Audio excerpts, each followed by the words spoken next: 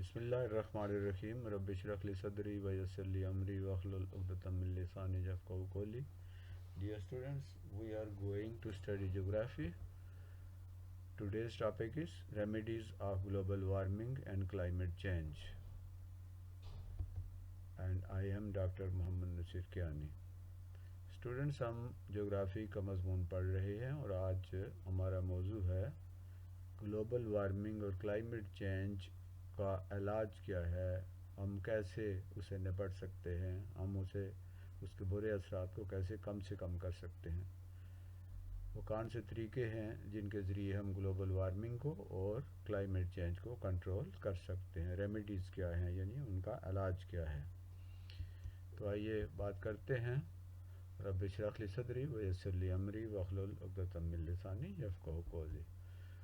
Question ये है, what are remedies of global warming and climate change. Global warming और climate change की remedies क्या हैं, यानी उनका इलाज क्या है, कैसे हम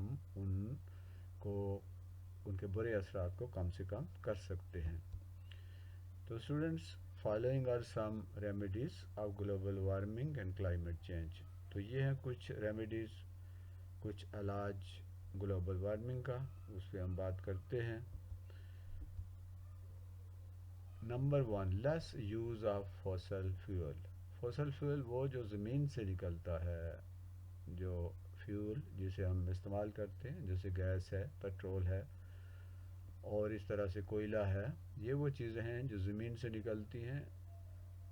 इनको जलाकर हम हीट हासिल करते हैं, एनर्जी हासिल करते हैं. तो इसका कम से कम इस्तेमाल किया जाए, यानी हमने ज़मीन से निकलने वाली जो गैसें हैं, पेट्रोल है और कोयला है, उसका इस्तेमाल कम से कम हमें करना चाहिए. स्टॉप और minimise use of coal, gas, crude oil and petroleum. Number 2, use renewable energy like solar energy, hydel energy and wind energy and tidal energy.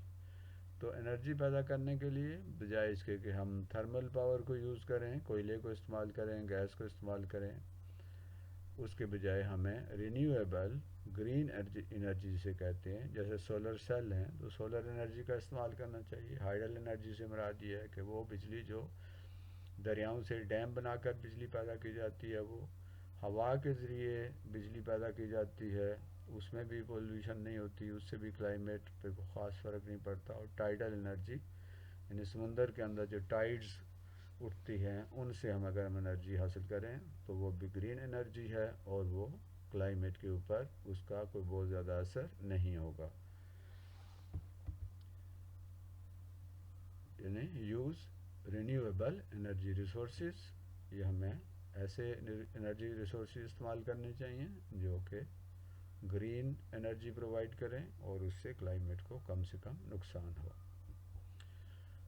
तो स्टूडेंट्स, नंबर 3 है यूज़ लो और ज़ीरो कार्बन टेक्नोलॉजीज़. यानी जो carbon technologies हैं जिनमें carbon इस्तेमाल होता है, या कार्बन गैस और कार्बन डाइऑक्साइड और इस तरह की दूसरी गैसें जो पैदा होती हैं, हमने वो टेक्नोलॉजीज़ कम से कम यूज़ करनी है. यानी फैक्ट्रीज़ के अंदर, कारखानों के अंदर हमने ऐसी टेक्नोलॉजी यूज़ करनी है जिसमें कार्बन बिल्कुल इस्तेमाल ना हो, या हो भी तो बहुत थोड़ा हो. Use low carbon technologies instead of high carbon material.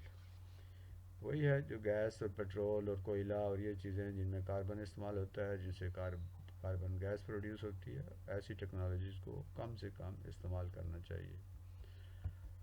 Number 4 है बेस्ट जो मेथड है, लॉन्ग है लेकिन वो एक अच्छा है और देर पा है, वो है फॉरेस्टेशन. यानी हमें ज़्यादा से ज़्यादा जंगलात उगाने चाहिए. Grow more plants and mangrove forest. तो हमें ज़्यादा से ज़्यादा पौधे लगाने चाहिए, जंगल लगाने चाहिए.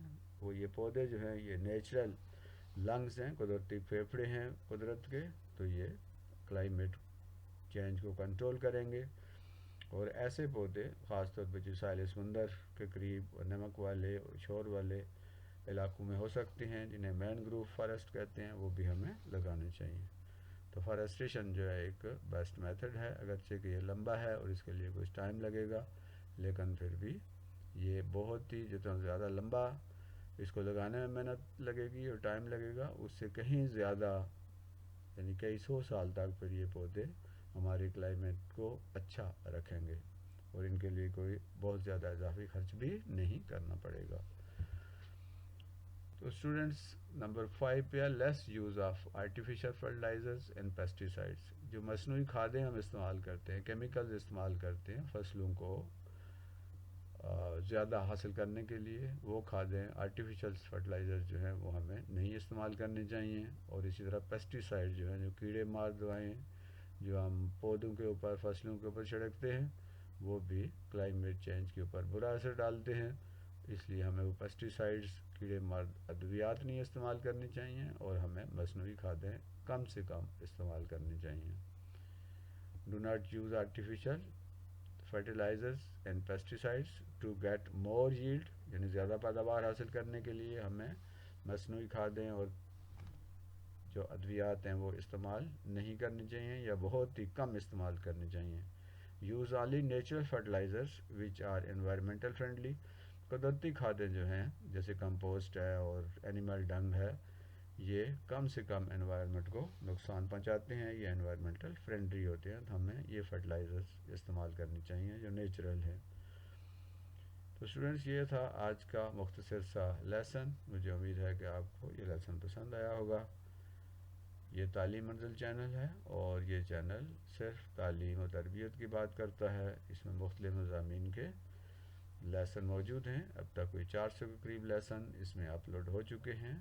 تعلیم منزل، اس کے علاوہ ایک تعلیم 360 ڈگری کا ایک چینل ہے، اس میں بھی بہت سے اسباق ہیں، تو ان سے بھرپور فائدہ اٹھائیے۔ یہ ایک بہت اچھا چینل ہے اور بہت محنت سے بنایا جاتا ہے اور اس کوشش کی جاتی ہے کہ لیسن انتہائی آسان اور عام زبان میں بنائے جائیں تاکہ زیادہ سے زیادہ اسٹوڈنٹس ان کو سمجھ سکیں۔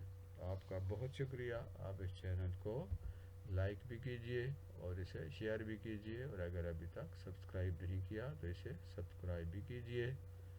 اللہ حافظ، فی امان اللہ۔